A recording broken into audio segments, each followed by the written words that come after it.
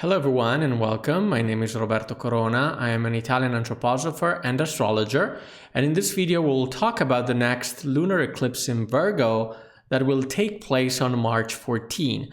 A very intense and important eclipse that occurs together with Venus retrograde and with a stationary Mercury. Now this eclipse coincides with the last full moon of the year, which will bring the astrological year to a close with the sun entering Aries, which marks the arrival of the new year, of course, according to the zodiac, right? The zodiac starts with Aries. Now, let's take a look at 2025 eclipses. We talked about them in the video of the astrology of 2025. We have 2 eclipses scheduled for the month of March and 2 for September. Now, the first eclipse of the season is the total lunar eclipse in Virgo on March 14, subject of this video, followed by the partial solar eclipse in Aries on March 29. In particular, the first eclipse, being a lunar eclipse, is by definition a full moon, as the shadow of the Earth basically will completely shade the moon, and in fact it is a total lunar eclipse. Now, in particular, this phenomenon will take place at 23:56 degrees of Virgo. Now, the second eclipse is a solar eclipse, meaning that it is, by definition, a new moon. And in fact, in this case, we have the moon transiting in front of the sun, obscuring it, and in this case, only partially.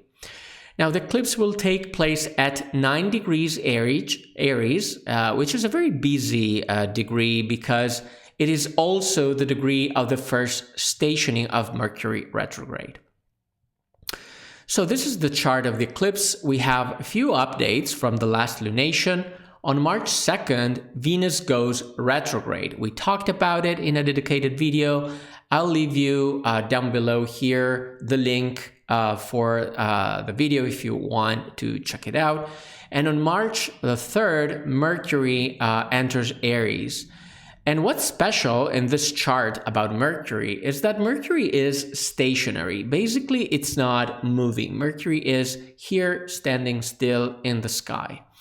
And why is that? This is because Mercury, the day following, so on March 15, will turn retrograde and will start to retrace its steps back, so to speak, together with Venus. Again, if you want to learn more about it, you can watch my video on Mercury and Venus, both retrograde in conjunction together between Aries and Pisces. Now, we also want to notice that eclipse season will lead us to the spring equinox, that is, the sun's ingress in Aries happening on March 20th. And this is for sure not a good thing, not a good indicator at all for the upcoming astrological year, because the year starts between 2 syzygies, which are 2 eclipses. So on the contrary, this is a sign of the geopolitical instability that characterizes 2025. Now, this is a lunar eclipse, meaning that it is different from a solar eclipse. Being a lunar eclipse, it is a full moon, so it represents the peak of the lunation cycle that began with the last new moon. And if you remember, the last new moon was in Pisces with a stellium in the same sign that was already pointing at the sign of Virgo. And in fact, this dynamic between Pisces and Virgo is confirmed here and brought to manifestation, I would say, in a very intense way. Now, in general, regarding eclipses, Rudolf Steiner said that during a solar eclipse, so this is not the case, but during a solar eclipse, harmful astral forces are expelled out into the cosmos. Whereas in this case, so during a lunar eclipse, such harmful astral nasties that are out in the cosmos have access again to the Earth. And in particular, they can access the Earth through the cone of shadow that the Earth itself projects on the moon during a lunar eclipse. Now, for this reason, we are exposed, especially in our thinking, to harmful thoughts of an Ahrimanic nature. So let's now take a closer look at the chart. The moon is at 23 and 56 degrees Virgo here, as you can see in the starry image of the Virgin. And it is in conjunction with the South Node. So this is a South Node eclipse. Now the eclipse is in Virgo, and this means that Mercury, the Lord of Virgo, is the ruler of the eclipse. Now Mercury, as we mentioned, is stationing, right? So this is not a good thing. And in fact, if a planet doesn't have any speed, it is considered debilitated. This is an accidental debility. On the other hand, the Sun is in the opposite 23 degrees of Pisces, and it is in close conjunction with Saturn, just 1 degree apart, and with Neptune being basically placed between the two. So we want to point out that we are witnessing here the first prefiguration of the Saturn-Neptune conjunction with the Sun between the two. Now, this conjunction is one of the most important events of 2025, and for this reason, understanding what's happening during March will help us to better understand what this conjunction will be about. Now, as you can see, the chart in general also features a cradle configuration. Now, this is the cradle. It's a sort of half hexagon, right? So in general, a cradle is a very harmonious configuration. But in this case, the cradle is formed by Mars and Uranus, that in turn are two planets that together bring sudden action, sudden change, and instability. So we have to keep that in mind. So let's tackle the meaning of the chart. As you know, I always start from a physical perspective. And in this regard, this eclipse could lead to sudden news or sudden revelations. And this is because the lunar eclipse is a full moon, which represents the moon shedding light into the darkness, with a consequent meaning of sudden revelations, right? So the night is the unconscious and the moon is bringing her light. So in particular, we have to say that these are shocking revelations. Why is that? Well, first of all, Mercury, Lord of Virgo, is basically stationing in the sky, and on top of that, we know that Mercury represents communication as well as the intellect. So we can literally picture the mind, Mercury, sort of blocked, frozen, like standing still, shocked. It doesn't know what to do, basically. It is not moving. And the following day, Mercury is going to turn retrograde. So this means that these revelations will lead us to take cover, to retrace our steps, and take countermeasures. Now, which kind of countermeasures are we talking about? Now, the countermeasures here are completely defensive. We are on the defense side. In fact, as we have already indicated in the video of the last new moon, the trine of Mars with the Sun, and in this case also the trine of Uranus with the moon, lead to a sudden change of direction. To what end? Well, again, same process. Virgo represents the industrial sphere related to productivity and to work, whereas Mars, as well as Aries, they represent armies and in general our, I would say, willpower, the exercise of willpower. And for this reason, this moon could definitely represent a huge passage to a worldwide arms race, or at least to the construction of border defenses, since Mars is in Cancer. Now, I have to say that we can already see that with the US basically leaving Europe alone to its fate. Now, from a psychological perspective, this shock brought about by the eclipse will lead us to disillusionment. Now, this is important because, in general, this issue, disillusionment, belongs to the transit of Saturn in Pisces. Saturn urges us to consider that basically we can't go on thinking that the world is still the same. Now, we can't go on thinking that geopolitical balances are those of the past because they are completely shifting now.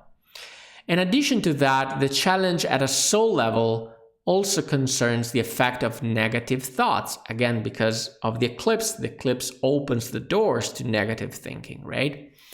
In particular, given that Mercury, Lord of the mind, Lord of thinking, is in Aries, we're talking here about belligerent, if not even violent thoughts, able to generate a lot of anger, frustration, especially given the trine with Mars, right?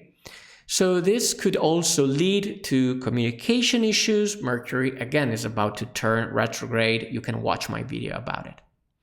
Now, for this reason, I renew the invitation to discipline our mind and harmonize our feelings, aware that harmful astral impulses have access during March to the Earth, free access, I would say. Now, in particular, we also have to take care of us not to be overwhelmed by petty, mean, inhuman statements that leverage the worst human instincts and that have the sole aim of stunning us. Now, in fact, the South Lunar Node, the dragon's tail, is traditionally poisonous. So this means that this eclipse carries with it a poison for the soul. Now, from a spiritual perspective, the full moon is eclipsed in the starry image of the Virgin. And in particular, the moon is here, and as you can see, is tinged with blood precisely on the head area of the Virgin. Again, we have the head afflicted, and this alludes again to a darkening, to a dimming of our consciousness.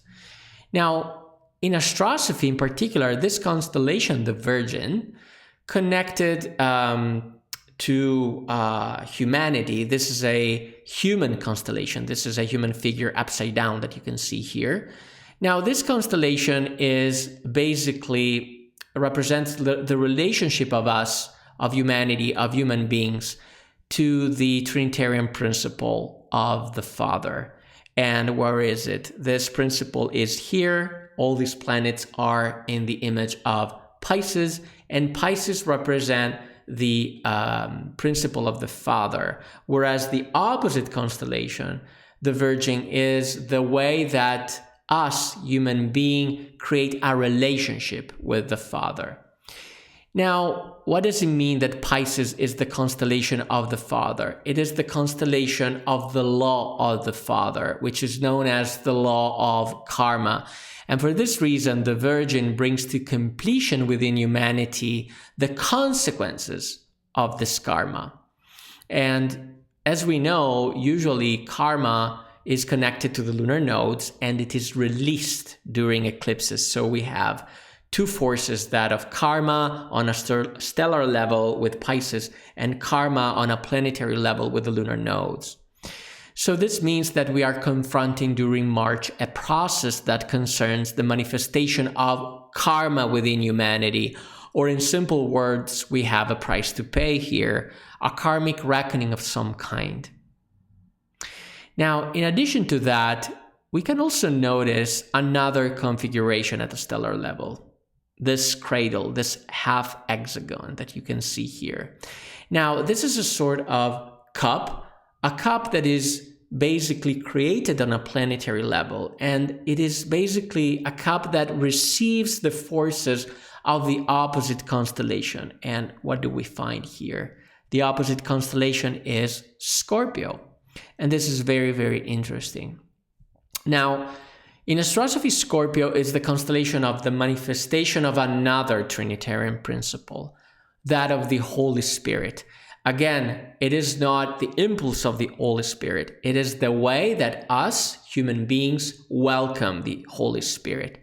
And usually in this regard, it is not represented by the scorpion. It is represented by an eagle that it is the symbol of the spiritual elevation of human beings. Basically, it is a symbol of human beings elevating towards the spirit to do something. To do what?